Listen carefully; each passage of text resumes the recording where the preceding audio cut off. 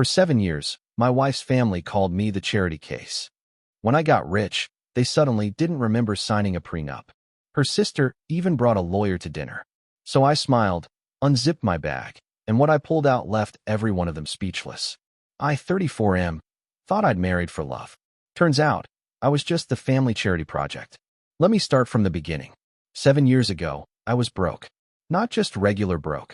The kind where you check your bank account and laugh because crying won't help. Fresh out of college with a computer science degree and $80,000 in student debt, I was living in a studio apartment that smelled like mildew and broken dreams. That's when I met her at a coffee shop downtown. She was beautiful, came from money, and for some inexplicable reason, she saw something in me. We dated for 8 months before I proposed with a ring I'd saved up for by eating ramen for 3 months straight. Her family's reaction was memorable. The first family dinner was at their mansion in the hills. Her father barely looked at me. Her mother kept asking what my prospects were, and her sister made it clear she thought her sibling was settling. But the real kicker came when her father pulled me aside after dinner. He told me they'd had their lawyer draft a prenup. Nothing personal, he said, just protecting their daughter's interests. Since I had nothing anyway, it shouldn't matter, right? The prenup was ironclad. If we divorced, I'd leave with exactly what I brought into the marriage, which was nothing. I signed it. What choice did I have? I loved her, and honestly, I figured I'd never have anything worth protecting anyway. The wedding was beautiful and expensive, all paid for by her family, of course. They made sure everyone knew it too. During the reception, I overheard her uncle telling someone that I was their little charity project. Her sister laughed and said they should get a tax write-off for taking me in. For 7 years, I endured it. Every family gathering, every holiday, every dinner, I was the charity case. Her father would make jokes about my old car while showing off his new Tesla. Her mother would ask when I planned to really start my career while I worked 60-hour weeks at a tech startup. Her sister would bring up how I couldn't afford to take my wife on proper vacations. But here's the thing about tech startups. Sometimes they hit big. 3 years into our marriage, the company I'd been grinding at finally landed a major contract with a Fortune 500 company. My equity suddenly meant something. By year 5, we'd gone public. By year 6, I was worth 8 figures and climbing. I didn't tell my wife's family immediately. I kept driving my old Honda, kept wearing my cheap suits to family dinners, kept letting them make their jokes. My wife knew, of course, but she seemed to enjoy the secret as much as I did. We started living better, nicer house, better cars, actual vacations, but I made sure her family thought it was all her money funding our lifestyle. The turning point came at her sister's birthday dinner last month.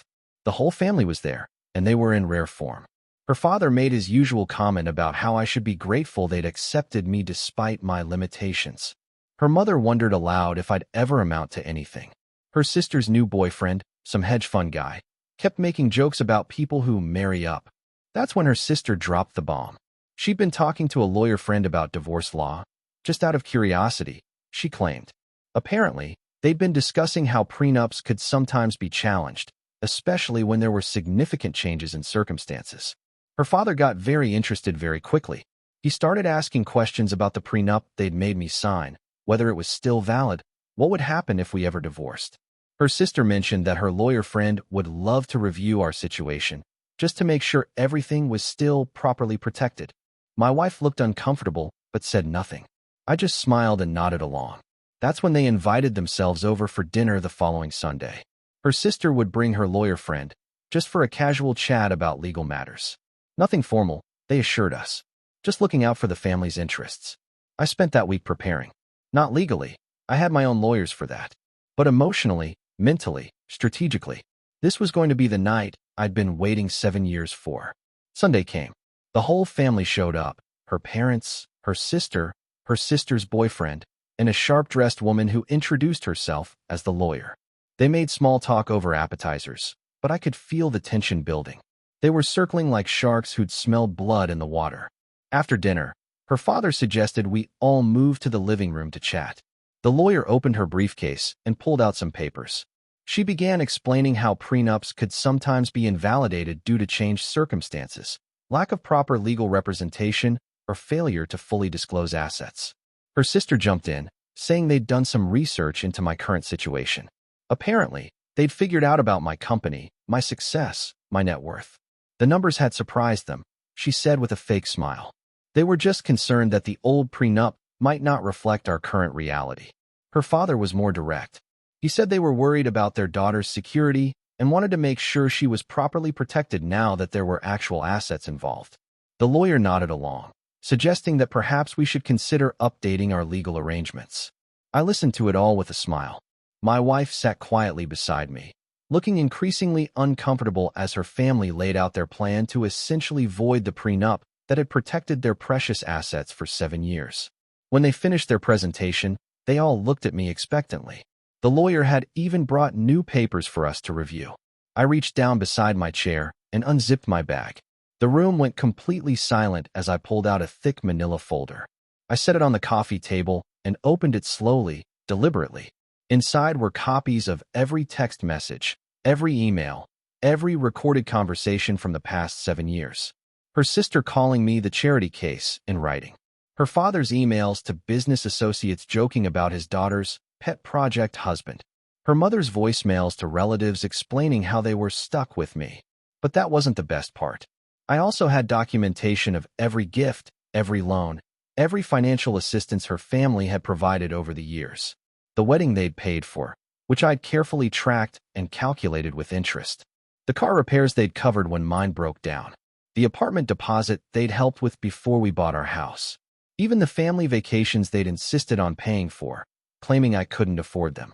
7 years of careful documentation. 7 years of keeping receipts, literally and figuratively.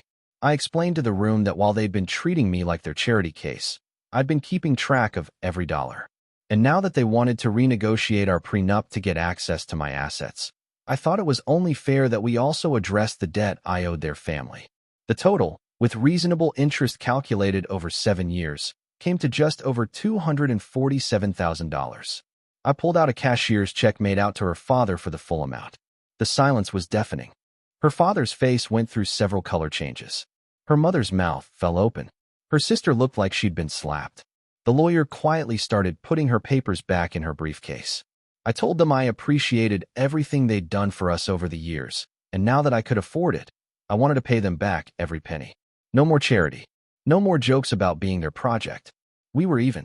As for the prenup, I said I was perfectly happy to keep it exactly as it was. After all, they'd written it to protect assets, and I respected that. The document clearly stated that in the event of divorce, each party would leave with what they'd brought into the marriage. I'd brought nothing, and according to their own prenup, nothing is exactly what I'd take if we ever divorced. Which meant that my current assets, my company equity, my investments, my real estate holdings, would all stay exactly where they were. With me. The lawyer was the first to speak. She mentioned something about changed circumstances potentially affecting prenup validity. I smiled and pulled out another folder. This one contained a letter from my attorney, a partner at the city's most prestigious firm, explaining exactly why our prenup was bulletproof. They'd written it themselves, after all. Their own lawyer had crafted it to be unbreakable, and 7 years later, it remained exactly that. Her sister tried to argue that they'd had no idea about my potential back then. I reminded her that the prenup specifically stated it covered all assets, present and future. Their lawyer had been very thorough. Her father started to say something about family and fairness, but I cut him off. I told him that for 7 years, they'd made it clear I wasn't really family. I was the charity case, remember? The pet project. The tax write-off. Now that the roles were reversed, suddenly they wanted to talk about family fairness. I handed her father the cashier's check. I told him this made us even. No more debt, no more charity, no more jokes. From now on, we'd interact as equals, or we wouldn't interact at all. The room stayed silent as they processed what had just happened. Their plan to cash in on my success had not only failed, but I'd just handed them a check that made it clear I didn't need or want anything from them ever again. The lawyer packed up her briefcase without another word. Her sister's boyfriend looked like he wanted to disappear into the couch. Her parents sat in stunned silence, the check sitting on the table between us like evidence of their own greed. My wife finally spoke up. She said she needed to talk to her family privately. I told them to take all the time they needed. I had some calls to make anyway. My lawyers wanted to discuss some new investment opportunities. As they huddled in our kitchen, whispering urgently among themselves, I sat in my living room and smiled. 7 years of being treated like dirt had led to this moment. 7 years of careful planning, of keeping receipts, of building my success while they wrote me off. The best part? They'd done it all to themselves. Their own prenup, their own lawyer, their own words. All of it now protected exactly what they'd tried to take. When they came back from the kitchen, her father picked up the check. He told me they'd been hasty, that maybe they should all think about this more carefully. Her mother said something about family dynamics being complicated. Her sister was notably quiet. I told them there was nothing complicated about it anymore. The debt was paid. The prenup stood. And their opinion of me was no longer relevant to my life. They left shortly after, taking their lawyer and their failed plan with them. Update 1. My wife and I had a long conversation after her family left. She admitted she'd known about their plan but hadn't known how to stop it. She'd been caught between loyalty to her family and loyalty to me, and she'd chosen silence. I told her that silence was a choice too, and for 7 years, her silence had enabled their treatment of me. While I understood her difficult position, I needed her to understand mine. She asked what I wanted from her now. I told her I wanted her to decide who she was married to, me or her family's approval. She chose me. The next day, she called her parents and told them that their behavior over the years had been unacceptable, and that if they wanted a relationship with us going forward, they needed to treat me with respect. Her father tried to argue that they'd always treated me well. She reminded him of 7 years of charity case comments and told him that gaslighting wouldn't work anymore. Her sister called later, angry that I'd embarrassed them in front of the lawyer. My wife told her that they'd embarrassed themselves by trying to manipulate a legal document for money. Update 2. It's been 3 weeks since the dinner incident. Her parents have been calling regularly, trying to smooth things over. Her father even suggested returning the check, as if that would somehow undo what happened. I told him to keep it. The money wasn't about them anymore. It was about me never owing them anything again. No more favors, no more help, no more ammunition for their jokes. Her sister's been spreading her version of events to extended family members, painting me as vindictive and her family as victims. Some relatives have reached out with concerns about family harmony. I've been clear in my responses. For 7 years, I endured public humiliation from people who claimed to care about my wife. The moment I became successful enough to be worth their attention, they tried to manipulate legal documents to access my assets. Their concern about family harmony is 7 years too late. My wife's been handling most of these conversations, which has been a relief. She's finally standing up to her family in ways she never did before. Update 3. Last week, her father called to invite us to her mother's birthday dinner. When my wife told him I probably wouldn't be comfortable attending, he actually apologized. Not a real apology. One of those, I'm sorry you feel that way non-apologies. But it was the first time he'd acknowledged that their treatment of me had been inappropriate. I decided to attend the dinner. Not because I forgave them, but because I wanted to see how they'd behave now that the power dynamic had shifted. The difference was remarkable. Her father asked about my work with genuine interest instead of condescension. Her mother complimented the wine I'd brought instead of making jokes about my cheap taste. Her sister was polite but distant, clearly still angry about being outmaneuvered. No one mentioned the prenup. No one made jokes about charity cases. No one questioned my worth or my place in the family. It was the first family dinner in 7 years where I felt like an actual person instead of a pet they'd reluctantly taken in. After dinner, her father pulled me aside again, just like he had 7 years ago. But this time, instead of handing me legal documents, he thanked me for paying back their loans and said he respected what I'd built for myself. I told him that respect shouldn't be conditional on net worth, and that it had taken them 7 years and a failed money grab to treat me like a human being. He nodded and said he understood why I was angry. He didn't ask for forgiveness, which was smart, because I wasn't ready to give it. But for the first time in 7 years, we had an honest conversation. Not warm, not friendly, but honest. Final update. 6 months have passed since the dinner that changed everything. My relationship with my wife has actually grown stronger through this whole ordeal. She's learned to set boundaries with her family, and I've learned to trust that she'll choose our marriage over their manipulation. Her family's behavior toward me has permanently changed. They're polite, respectful, and careful with their words. The jokes have stopped. The condescension is gone. They treat me like an equal because they finally understand that I am one, and that I have been all along. Do I forgive them? Not entirely. 7 years of systematic humiliation isn't something you just get over. But I don't need their apology anymore either. I have something better. Their respect, earned not through their charity, but through my own success and my refusal to let them rewrite history when it became convenient for them. The prenup still stands, exactly as they wrote it. Every time they see me now, they're reminded that their own greed and short-sightedness created the very situation they tried to exploit. Sometimes the best revenge isn't getting even. It's succeeding so completely that your enemies have no choice but to respect the very person they once looked down on. I kept every receipt, literal and figurative, for 7 years. And when the time came, those receipts bought me something money can't usually purchase.